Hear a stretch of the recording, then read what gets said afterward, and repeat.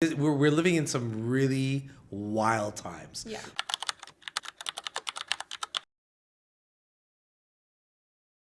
True or false? You, Bryan Johnson, the man sitting across from me, one day, at some point, as of yet undefined in the future, you will die. False. Tell me more.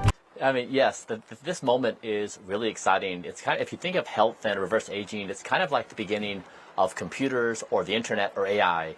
It's the next big thing in the world.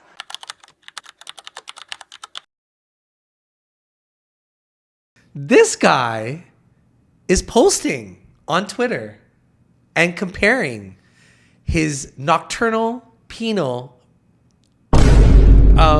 whatever that is called.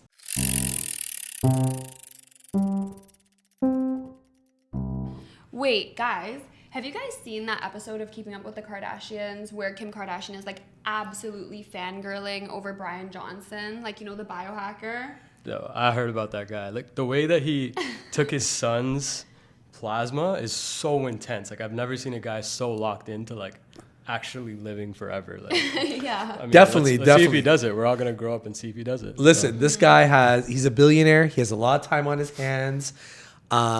Speaking about time on his hands, this guy, you know what I found out that this guy's doing? This guy is posting on Twitter and comparing his nocturnal penal whatever that is called. His erectile function. Yeah, so he is posting on Twitter and comparing his erectile functionality to his son. So not only is he taking his plasma, he's comparing, and we all know comparison is a thief of joy. Literally, there's literal posts how I'm de-aging my penis. So I don't know about anyone else, but this is, I don't know, what's the low-key scientific part of this?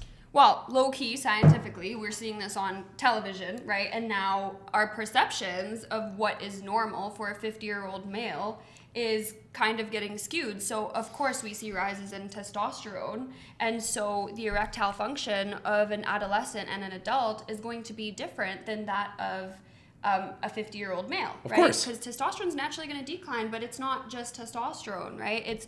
There's cardiovascular health and all these other things that contribute to erectile function, right?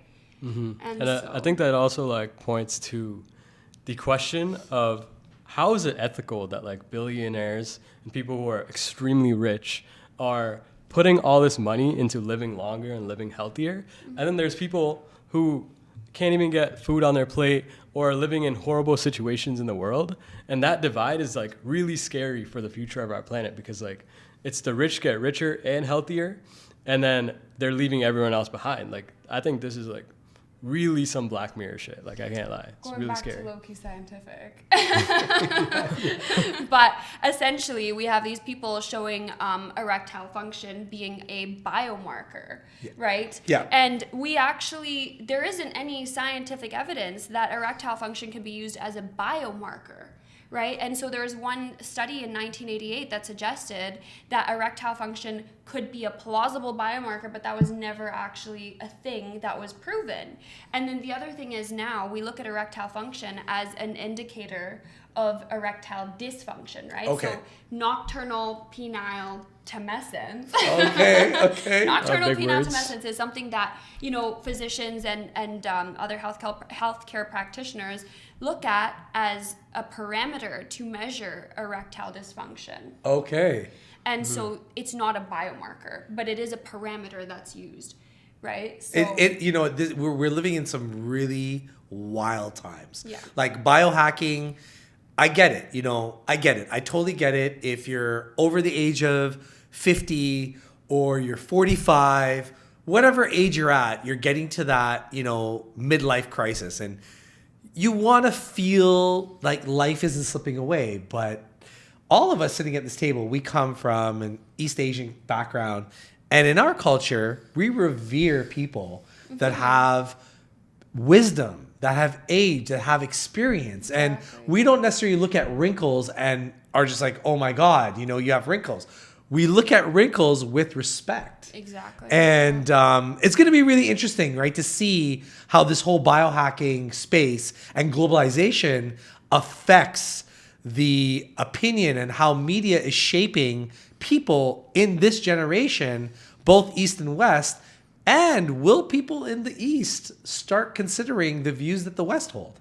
Yeah, I mean, in the West, we strive to look young, to feel young. Botox, and anti-aging everything. is a huge market, yeah, right? And obviously there is, you know, a commercial drive there, right? Huge. Given that the market is so large. But it's interesting because they are starkly different opinions. The East values aging, the West doesn't.